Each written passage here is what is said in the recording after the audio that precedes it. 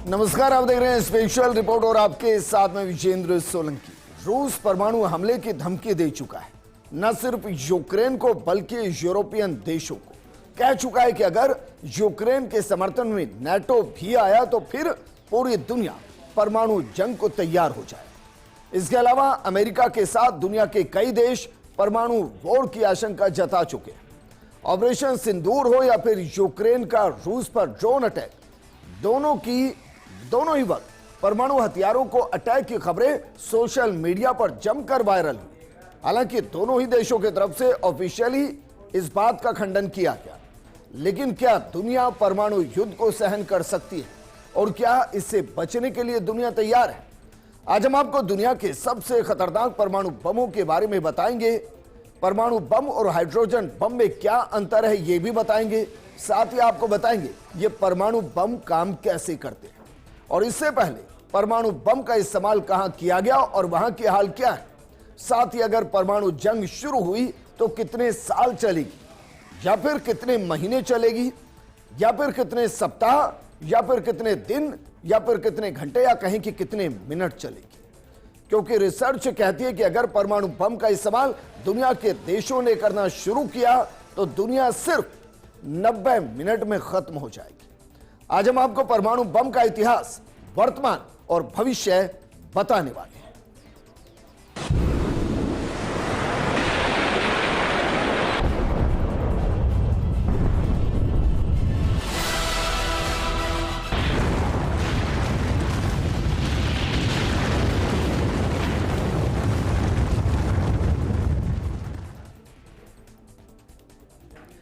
दुनिया ने हिरोशिमा और नागासाकी के अंदर जो हुआ वो देखा है, लेकिन परमाणु हथियार को समझने के लिए सबसे पहले आपको परमाणु हथियार के पीछे के विज्ञान को समझना पड़ेगा। तो चलिए, परमाणु किस तरीके से काम करता है उसको समझने की जरूरत, क्योंकि न्यूक्लियर फिजन और फ्यूजन दो तरीके की चेन रिएक्शन होती है। लेकिन जो परमाणु, जो एटम है, उसका स्ट्रक्चर क्या है उसको सबसे ज्यादा समझने की जरूरत, क्योंकि जो आपका एटम है जिसे हम परमाणु कहते हैं उसमें तीन प्रमुख किरदार हैं। पहला इलेक्ट्रॉन, दूसरा प्रोटॉन और तीसरा न्यूट्रॉन। दरअसल ये जो पूरे एटम का स्ट्रक्चर है, परमाणु का जो स्ट्रक्चर है, इसमें जो परिधि के अंदर घूम रहा होता है, जो न्यूट्रल होता है, वो न्यूट्रॉन कहलाता है, इलेक्ट्रॉन कहलाता है, माफ कीजिएगा।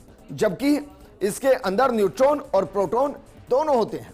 इनमें प्रोटॉन और न्यूट्रॉन परमाणु के केंद्र में एक दूसरे से बंधे हुए होते हैं, जबकि इस केंद्र को, जिसके अंदर ये दोनों बंधे होते हैं, इसे न्यूक्लियस या कहें कि नाभिक कहते हैं। और सबसे ज्यादा ऊर्जा इस न्यूक्लियस के विघटन से ही होती है। वहीं इलेक्ट्रॉन इस न्यूक्लियस के चारों तरफ ऐसे चक्कर लगाता है जैसे आप पृथ्वी और बाकी ग्रहों को सूरज के चारों तरफ देख सकते हैं। और यह दरअसल इलेक्ट्रॉन जो लगातार इसके चक्कर लगाता है। माइक्रोस्कोप से भी बामुश्किल दिखने वाले परमाणुओं में बेपनाह एनर्जी छुपी होती है। इसे दो तरह से निकाला जा सकता है या इस्तेमाल किया जा सकता है। इसका पहला तरीका जो होता है वो परमाणु के न्यूक्लियस को तोड़कर, इसे न्यूक्लियर फिजन कहते हैं। और दूसरा तरीका होता है परमाणु के न्यूक्लियस को आपस में जोड़कर, इसे न्यूक्लियर फ्यूजन कहते हैं। और दोनों ही तरीकों में बहुत ज्यादा एनर्जी निकलती है। इस तरीके से किए जाने वाले धमाके को परमाणु बम कहते हैं। लेकिन परमाणु बम न्यूक्लियर फिजन पर जो आधारित है वो कैसे काम करते हैं, क्योंकि जो परमाणु बम है वो भी दो तरीके से काम करते हैं, एक न्यूक्लियर फ्यूजन, एक न्यूक्लियर फिजन। परमाणु बम जो होते हैं वो न्यूक्लियर फिजन पर आधारित होते हैं। किसी परमाणु के न्यूक्लियस को तोड़ने के लिए न्यूट्रॉन का इस्तेमाल होता है और खास तकनीक से न्यूक्लियस पर इलेक्ट्रॉन की बमबारी करते ही न्यूक्लियस टूट जाता है। इस पूरी प्रक्रिया में बहुत ज्यादा एनर्जी निकलती है, जिसे सहन करना किसी के लिए भी संभव नहीं होता। जो टूटे हुए न्यूक्लियस होते हैं उससे निकलने वाले न्यूट्रॉन दूसरे न्यूक्लियस से टकराते हैं और इससे एक चेन रिएक्शन शुरू हो जाती है जो आगे इसी तरीके से चलती रहती है। और इसी चेन रिएक्शन में सबसे ज्यादा एनर्जी निकलती है।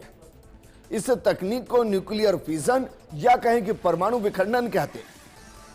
और इससे हम एक बड़े परमाणु के न्यूक्लियस को दो छोटे में तोड़ते हैं और इस तरीके से किए जाने वाले धमाके को परमाणु बम कहते हैं।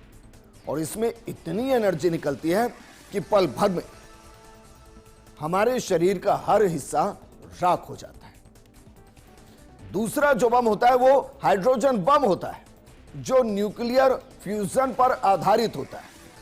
दो हल्के परमाणुओं को जबरन जोड़कर बड़ा न्यूक्लियस इसे बनाया जाता है और इसे न्यूक्लियर फ्यूजन यानी कि परमाणु संलयन कहते हैं।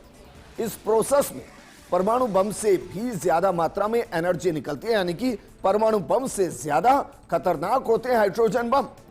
और इस तकनीक से किए जाने वाले धमाके को हाइड्रोजन बम कहते हैं। आम बोलचाल की भाषा में ये दोनों ही तरीके के हथियारों को परमाणु हथियार ही कहते हैं। हाइड्रोजन बम में परमाणु बम के मुकाबले ज्यादा एनर्जी निकलती है।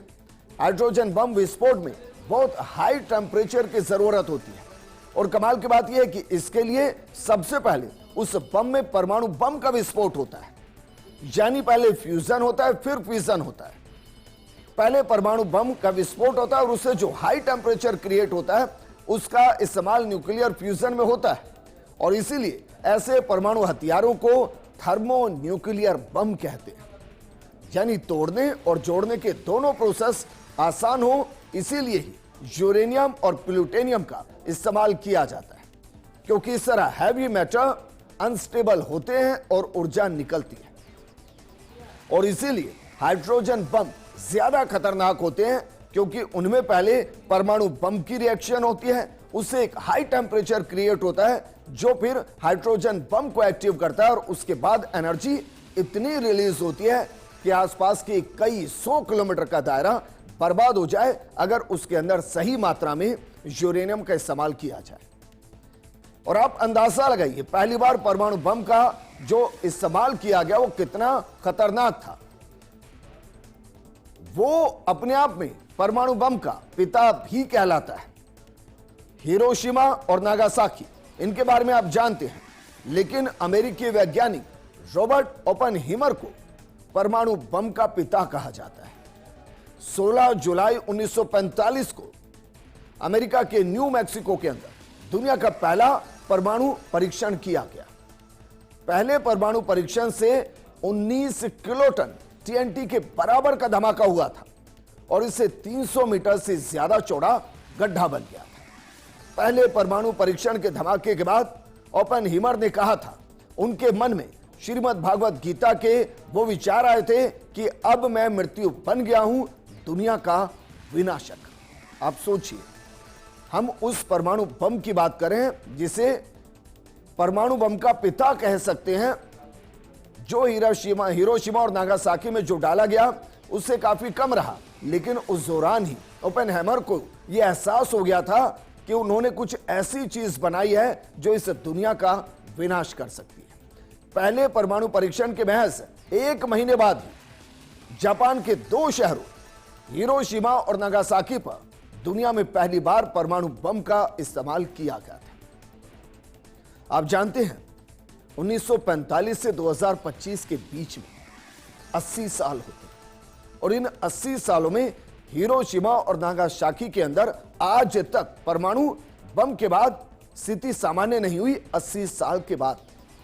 और इसीलिए जरा देखिए, आज के दौर के बमों से आपको रूबरू कराएं उससे पहले जरा यह देखिए कि हिरोशिमा पर जो परमाणु बम गिराया गया था वो कितना वजनी था और उसने कैसे वहां तबाही मचाई थी। जरा देखिए, जो हिरोशिमा पर बम गिराया गया था तारीख थी 6 अगस्त 1945। इस बम को नाम दिया गया था लिटिल बॉय।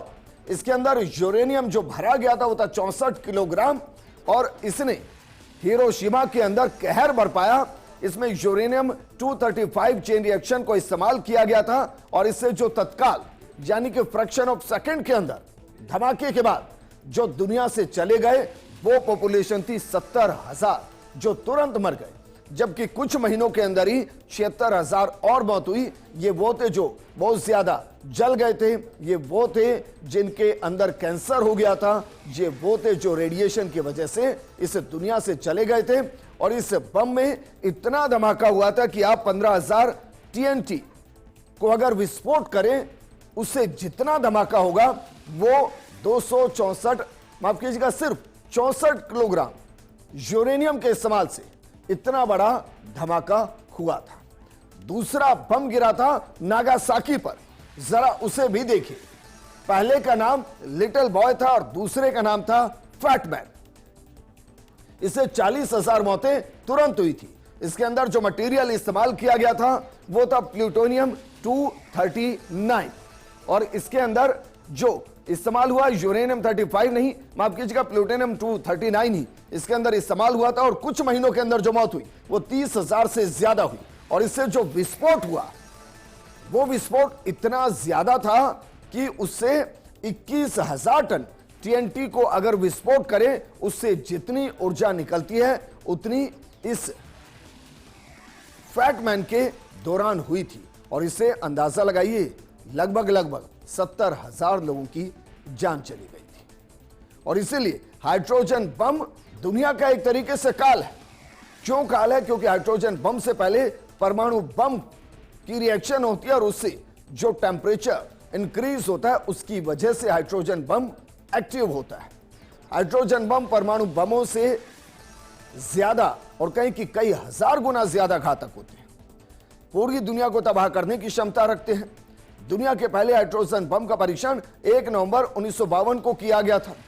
अमेरिका ने मार्शल द्वीप पर स्थित एक छोटे एनिवेतॉक नामक द्वीप पर इसका इस्तेमाल किया था और इसके धमाके से कई 10,000 मेगाटन टीएनटी एनर्जी रिलीज हुई थी। इसके धमाके से सूरज की रोशनी से भी चमकदार प्रकाश निकला था और उस जोर के लोग कहते हैं कि इसकी जो हीट वेव थी उसे 50 किलोमीटर दूर तक महसूस किया गया था। जबकि हम मानकर चलिए कि जिस भी परमाणु हथियार का परीक्षण होता है उसमें उसके एक्चुअल क्वांटिटी से बेहद कम क्वांटिटी को रखा जाता है। और इसीलिए हम कह रहे हैं कि अगर परमाणु बम का इस्तेमाल हुआ तो मानिए लगभग सब खत्म हो जाएगा, क्योंकि परमाणु हथियार पृथ्वी पर सबसे खतरनाक हथियार है।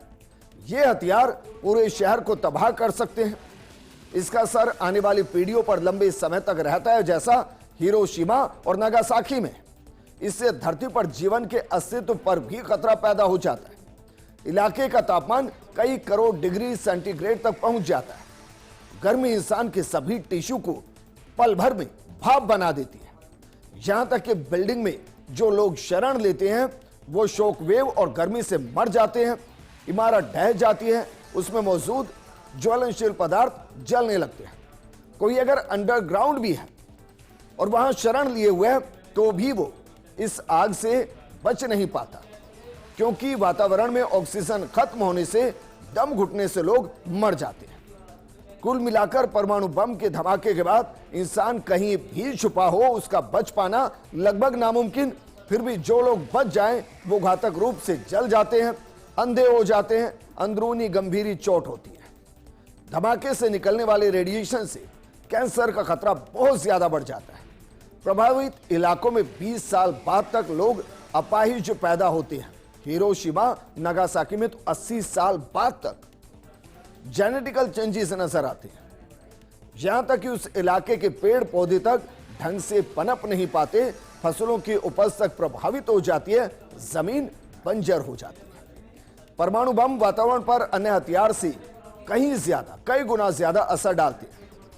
परमाणु युद्ध अगर हुआ, इस वक्त हुआ और वो भी कम स्केल पर हुआ, तब भी आंकड़ा कह रहा है, कई रिसर्च कह रही है कि 1 अरब आबादी भूखमरी से प्रभावित हो सकती है। और हम उस आबादी की बात करें जो जिंदा बच गई, क्योंकि अगर परमाणु अटैक हुआ और सभी परमाणु संपन्न देशों ने अपने सबसे बेहतरीन परमाणु वेपन का इस्तेमाल किया तो दुनिया महज 90 मिनट के अंदर खत्म हो जाएगी। और इसीलिए अब हम आपको बताते हैं कि परमाणु हथियार तबाही कैसे मचाते हैं।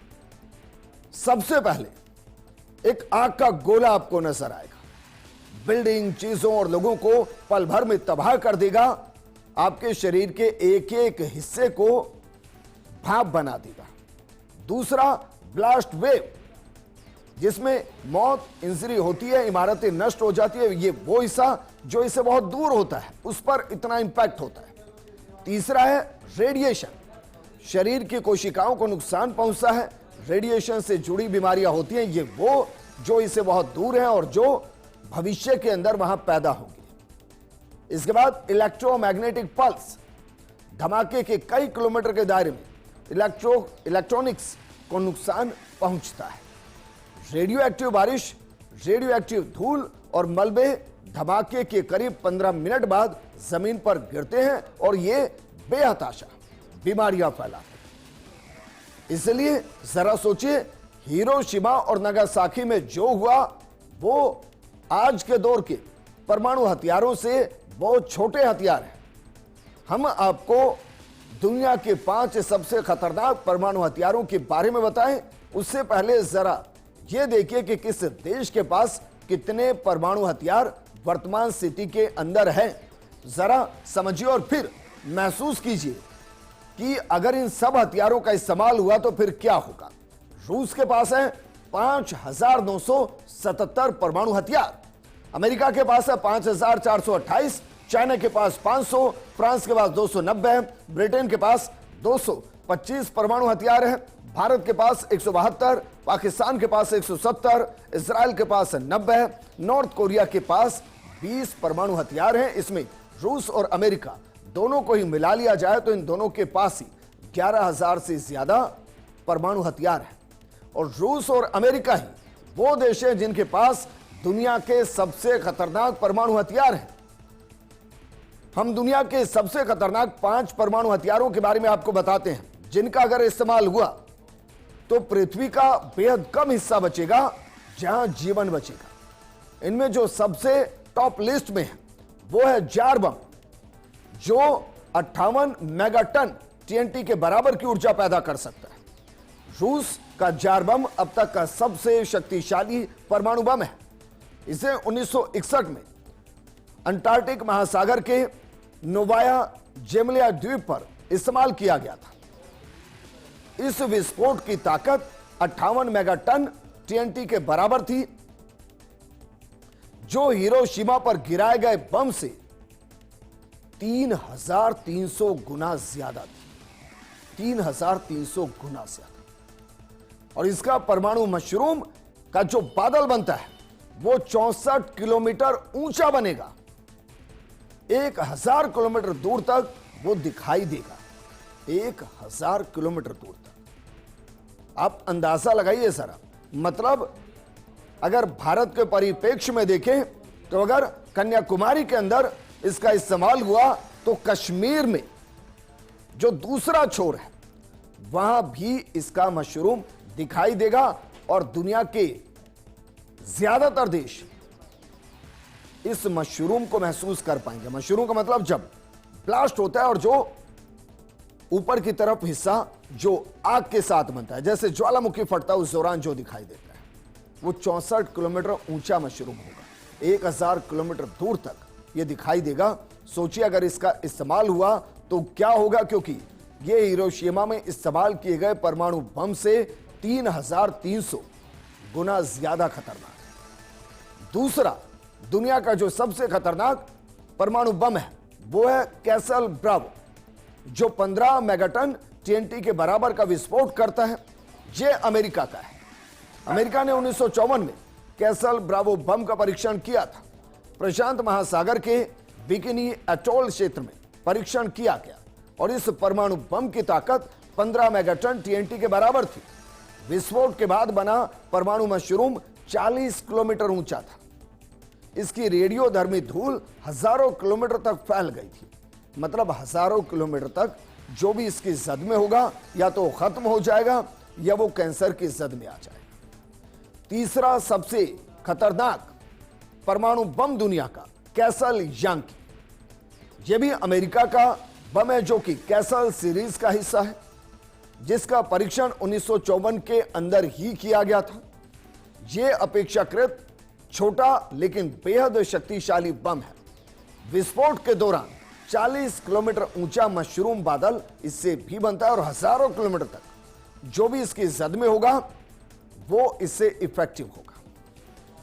इसके बाद जो चौथे नंबर पर सबसे घातक परमाणु बम है वो है आईवी माइक। 1952 में अमेरिका ने पहला थर्मोन्यूक्लियर बम परीक्षण किया। थर्मोन्यूक्लियर आप समझ पा रहे होंगे। हमने प्रोग्राम के शुरुआत में जब परमाणु बम और हाइड्रोजन बम आपको समझाए थे, तो हाइड्रोजन बम के दौरान हमने आपको समझाया था कि हाइड्रोजन बम से पहले उसमें परमाणु बम की रिएक्शन होती है और उसके बाद टेम्परेचर हाई होता है और फिर परमाणु बम के बाद हाइड्रोजन बम फटता है। इसी प्रक्रिया को थर्मोन्यूक्लियर कहते हैं। इसका नाम आईवी माइक तय हुआ। इसकी ताकत 12 मेगाटन टीएनटी के बराबर थी। परीक्षण के दौरान यह बम एगोले लैब द्वीप पर गिराया गया था, जिसे इस विस्फोट ने पूरी तरह से नष्ट कर दिया था। इस धमाके से 50 मीटर गहरा और 2 किलोमीटर चौड़ा गड्ढा बन गया था। और इस लिस्ट में जो 5वां दुनिया का सबसे खतरनाक परमाणु बम है वो है कैसल रोमियो। यह भी अमेरिका का शक्तिशाली परमाणु बम है, जिसका परीक्षण 1954 में किया गया और इसकी ताकत 11 मेगाटन टीएनटी के बराबर थी। यह परीक्षण कैसल प्रोजेक्ट के तहत हुआ, जिसमें अमेरिका के कई बड़े परमाणु परीक्षण किए गए।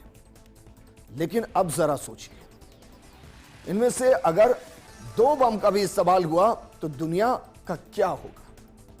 और जो दुनिया के अंदर वर्तमान में 12,000 के आसपास परमाणु वेपन्स हैं, अगर उनका इस्तेमाल हुआ तो क्या होगा? दरअसल परमाणु युद्ध विशेषज्ञ एनी जैकबसन, उन्होंने एक इंटरव्यू के दौरान चौंकाने वाला खुलासा किया। जैकबसन ने कहा कि अगर परमाणु युद्ध छिड़ जाता है तो 1 घंटे से भी कम समय में 5 अरब लोगों की जान जा सकती है। मतलब 500 करोड़ से ज्यादा लोग इस जंग का परिणाम भुगत सकते हैं। परमाणु युद्ध के बारे में भयानक सच्चाई का एक हिस्सा खतरनाक है।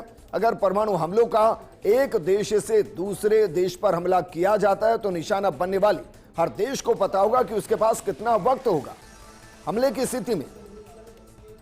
उदाहरण के तौर पर अमेरिकी राष्ट्रपति के पास ब्लैक बुक के रूप में जाने जाने वाले जवाबी विकल्पों के एक क्लासिफाइड सेट का इस्तेमाल करके जवाबी हमले पर निर्णय लेने के लिए सिर्फ 6 मिनट होंगे, सिर्फ 6 मिनट। उस समय में ब्लैक बुक खुल जाती है। उसे ब्लैक बुक के अंदर विकल्पों की एक जवाबी हमले की सूची में से एक विकल्प को चुनना होगा। सूरज की रोशनी को इंसान झेल नहीं पाएगा जब इस तरीके से अटैक होगा और ओजोन परत नष्ट हो जाएगी। इंसान जमीन के अंदर रेंग कर रहने को मजबूर होगा, क्योंकि वो सूरज की रोशनी को और उस दौरान जो विकिरण होंगे उनको झेल ही नहीं पाएगा।